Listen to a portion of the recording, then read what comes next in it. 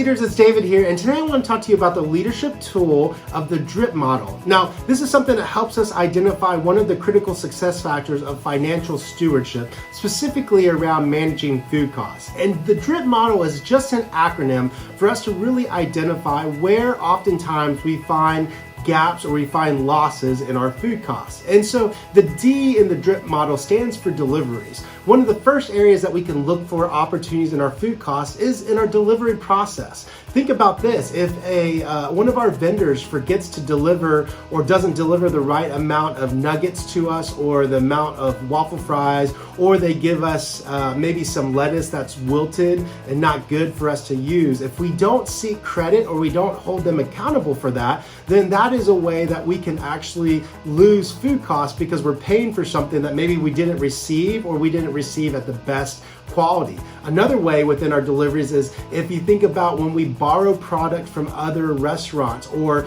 we give loan product to other restaurants, if we don't keep track of that and enter that into the system, then that's just like that product disappearing because we never keep track of it.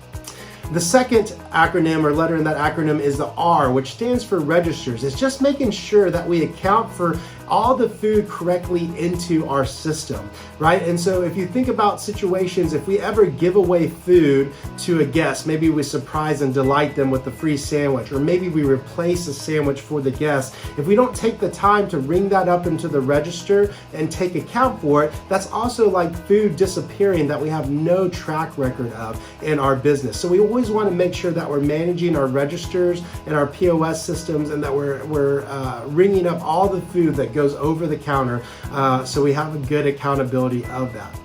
The next letter is the I, which stands for inventory. It's making sure that we keep a good stock of inventory in our system. Now, a simple way that we can often mess up on our food costs is if we don't even count our inventory correctly, if we're inconsistent with how we count our inventory from month to month. Another way is that if we don't keep the right amounts of inventory in our system. If you think about it, if we ever have a lot of anything in our business, let's say we have a lot of Chick-fil-A sauce and we have tons and tons of boxes of Chick-fil-A. Well, if you know as a team member or a leader that we have lots of Chick-fil-A sauce, isn't it easier to just give guests as many Chick-fil-A sauces as they want? If they ask for a Chick-fil-A sauce, you might just give them a handful of sauces rather than asking them.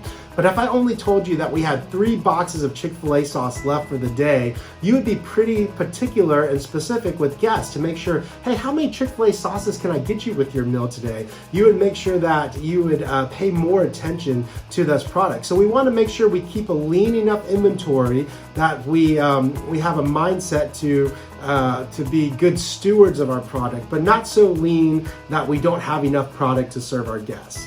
The final letter in this acronym is P, and the P stands for our prep. We want to make sure at the end of the day that we are making the right amount of prep for our guests, because it is something that if we make too much of can also add up very quickly. So this is salads, it could be wraps, it could be fruit cups, all of our sides that are made in our prep area. We want to make sure that those products, those fresh fruit products and produce products, that we are making enough of those, just enough of those, that we can manage those inventories well. When we think about front counter, a lot of the prep that we might think about might be our drinks, right? So not wasting drinks or desserts, or making sure that we're portioning our desserts the correct way and not over portioning our milkshakes.